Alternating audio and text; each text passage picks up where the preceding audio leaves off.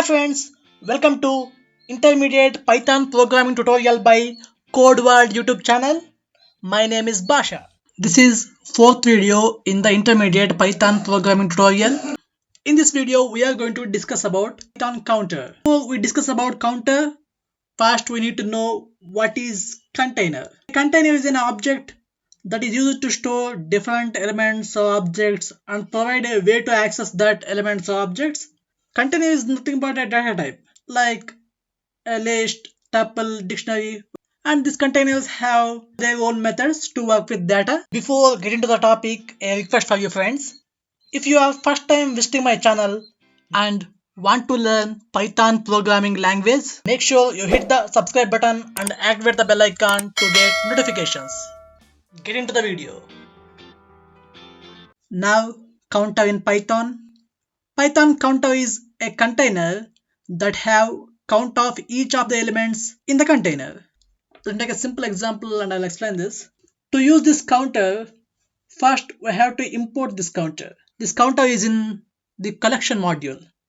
So we have to import the counter from the collection module.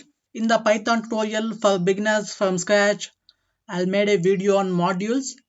I think I made two videos, part 1, part 2. In that videos I explain what is module and how to import the module. So from collections, import counter.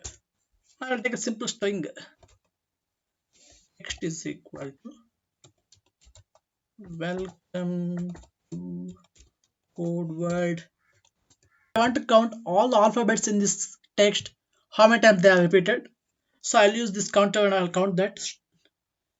So counter inside this, give the text. Okay. Now I'll print this. Print. Now I have my code. See, this is a counter and O is 4 times, E is 3 times, and this is a space. Space is 3 times, W is 2 times, like this. In this example, here we take a string. We can take list, tuple, dictionary, whatever we want. For example, now I'll show you the list. For example, I take a list L1 with values like 1, 2, 3, 4, 5 and 2, 3, 4, 5, like this, and I'll give L1 here. Pause this video and guess what is the output now. Okay, I hope you answered this. Now I have my code. See here, the value 2 is 2 times, 3 is 2 times. We can give tuple also. For example, tuple t1, and my tuple have a comma b c a b. Now here I change t1 on my code. See this. If you observe, the count values are in decreasing order, right? Highest value is first and the lowest value is at last. I'll change this tuple to show you that. We got b here. Counter print decreasing order of the counts. We can take dictionary here. This is my dictionary d1. Here I'll change d1. Now on my code, see, this is counter is printed. We use this counter because arithmetic operations like addition, subtraction, like intersection and union can be easily performed on these counters. Now I'll show you arithmetic operations. Now I'll take two counters. C1 is equal to a counter. Inside this I take a dictionary and A 2 times and B 3 times, C negative 2 times. Okay, this is my counter C1. I take another counter C2 with values A 1 time, B 4 times, and here I don't take C. So I have two counters C1 and C2. Now I'll show you how to perform arithmetic operation on this. So print C1 plus C2. Again, pause this video and guess the output. Comment your output in the comment section below. I have my code. It had A values in both C1 and C2 and B values in both C1 and C2. It excludes the values which is 0 and less than 0, that is negative values. I told you that it is in counter print in decreasing order. So first it went B because this count is 7, which is high value than A. This is addition, subtraction. As you guess, subtract the A value from both the counter C1 and C2 and B values and C values respectively. Now in my code. Now it went only A because it subtract B in both C1 and C2. 3 minus 4 is negative 1. Right? I told you it exclude elements which is 0 and less than 0, that is negative elements. So it went only 1, that is A, right?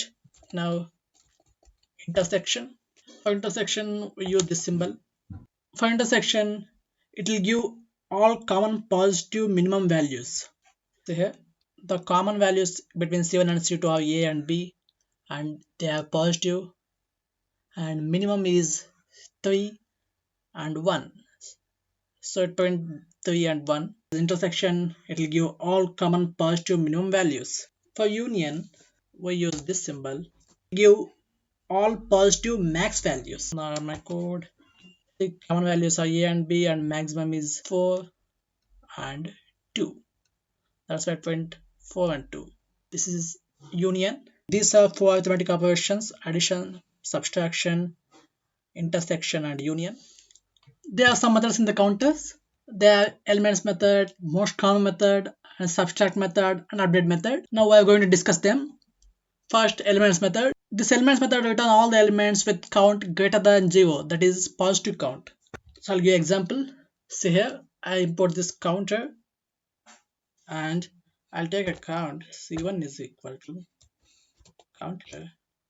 Inside this, for example, M5 and N2 and O negative 2 P. Sorry, I forgot to give quotes here. 1. Okay, my counter.